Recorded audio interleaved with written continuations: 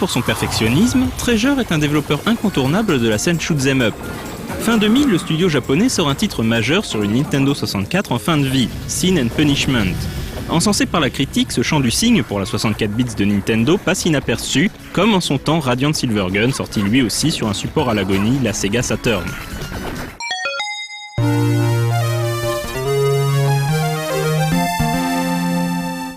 Un groupe de rebelles se fait massacrer. Avant de trépasser, l'un d'eux murmure le nom de leur chef, Hachi. Hachi! Hachi! Hurry! Even Hachi! L'humanité vit en paix et prospère comme jamais, mais cette prospérité a conduit la planète à une importante surpopulation et de graves pénuries alimentaires. Tentant d'endiguer les problèmes de malnutrition, les scientifiques créent une nouvelle espèce destinée à l'exploitation alimentaire. Élevées dans le nord du Japon, ces créatures se mettent peu à peu à muter et attaquent alors l'archipel. Une organisation internationale de maintien de la paix appelée les Volontaires Armés est créée dans le but de stopper ces créatures référencées sous le nom de Ruffians. Mais rapidement, cette structure oppresse les Japonais. Une faction indépendante, le groupe des Sauveurs, dirigé par Hachi, une femme mystérieuse, se soulève pour défendre le Japon des Ruffians et des Volontaires Armés. Le jeu démarre sur un rêve. Vous êtes perdu dans vos songes représentés par une plaine infinie. Puis vous voilà à Tokyo, avec Hachi et Eilan. Vous êtes Saki, mi-homme, mi-ruffian et personnage central, bien qu'il partage l'action avec Eilan.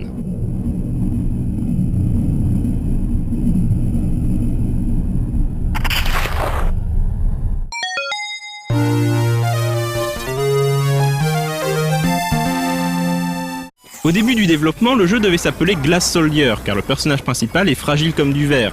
Mais comme l'explique l'un des chefs de projet, Yamagami, le nom sonnait trop obscur. Le titre devint alors Oshi no Keishosha, Successor of the Earth. Sin and Punishment fait partie de la famille restreinte des rail shooters.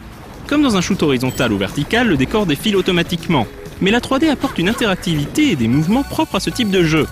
Vous avez la capacité d'esquiver, d'effectuer des roulades latérales, sauts et doubles sauts pour éviter les tirs ennemis ou franchir des obstacles. Votre argument de choc, un pistolet et une épée au corps à corps. Pour pimenter son titre, Treasure ajoute une touche puzzle intéressante et des situations qui se renouvellent sans cesse. L'un des premiers affrontements se déroule dans ce qui semble être une arène tout droit sortie d'un Virtua Fighter sur un défilement horizontal malgré la 3D. Inutile de tirer des rafales au fusil, pour terrasser le colosse, il fallait foncer au corps à corps et le jeter hors du ring. Mais ce n'est pas un cas isolé. Le combat à l'épée est extrêmement dynamique et étonnant pour un shoot. Pourtant, son intégration entre deux scènes de shoot plus classiques se fait de manière parfaitement naturelle.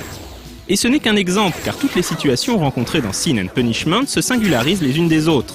Si bien que le jeu défile nerveusement, alternant les séquences et les types de gameplay.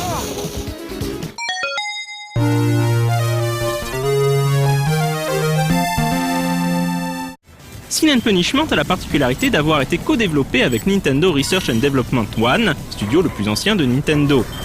R&D One est également l'auteur de Metroid, Ice Climber, Kid Icarus, Wario Land et collabore souvent avec un autre studio historique, Intelligent Systems. Mais c'est bien du côté de Treasure que les influences sont flagrantes. Il est même étonnant de voir la parenté avec le chef-d'œuvre de la marque, Radiant Silvergun. A priori, le type même du jeu, un rail shooter, le rend d'office étranger à Radiant. Pourtant, on remarque bien des aspects communs. Déjà, Sin and Punishment favorise la prise de risque. Vous avez deux types de visée, un verrouillage automatique et un tir contrôlé par le joueur. Dans le premier cas, votre puissance de feu sera réduite, vous contraignant par instant à utiliser votre doigté. Treasure pousse en quelque sorte le joueur à découvrir la profondeur de son titre. Le visuel des explosions rappelle également Radiant Silvergun. On notera aussi cette séquence où vous poursuivez un colosse dans un couloir qui se scinde par instant en deux. Certains côtés contiennent des bonus, comme dans le fameux Shoot Saturn. Autre point commun, les boss ont plusieurs parties, dont un centre qui, une fois abattu, le détruit dans son ensemble. Le joueur peut directement lui exploser ce cœur ou le désosser membre par membre. Les boss de Radiant Silvergun possèdent cette même caractéristique. Et comment ne pas noter la ressemblance de cette épée, qui sert ici à la fois d'arme mais aussi d'élément de gameplay.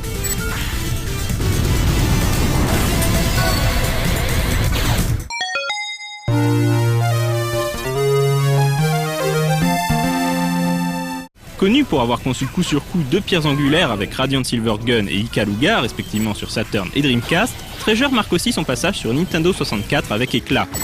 Le jeu étant prévu à l'origine dans le planning de sortie nord-américain et européen, Treasure avait enregistré ses doublages directement en anglais.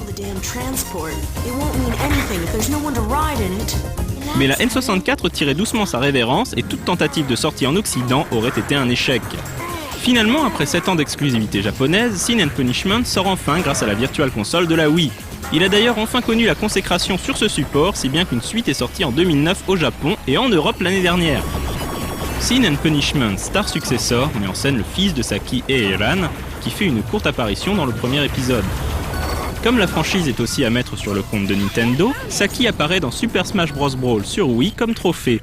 Invoqué lors d'une partie, il donne des coups d'épée et balance quelques rafales pour le plus grand bonheur des fans.